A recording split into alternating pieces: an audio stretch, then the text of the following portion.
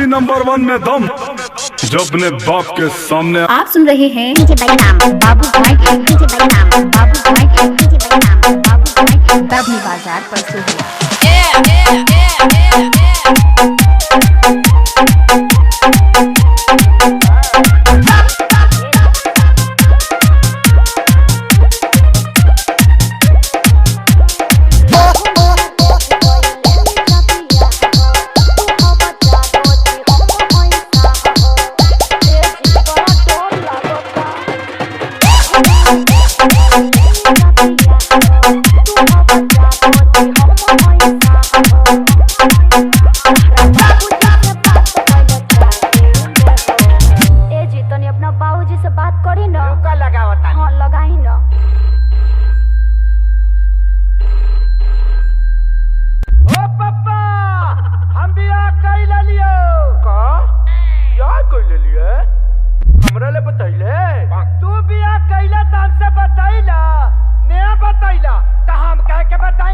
अरे बोकावा तो कुछ दहेजो मिल रही है रे। दहेज नहीं जे घंटा लिहा ससुरा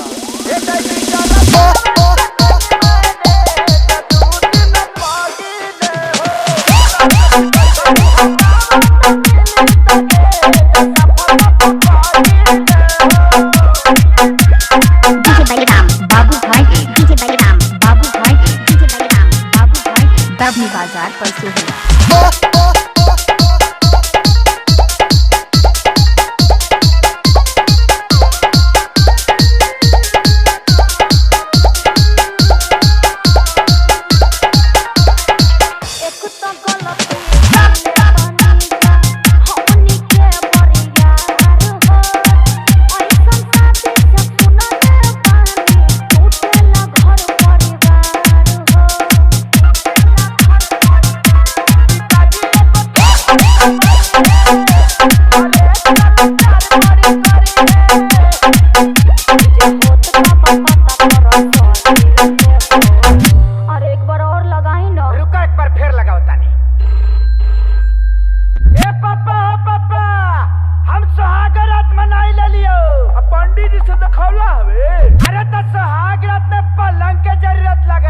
पंडित जी का थोड़ी लगल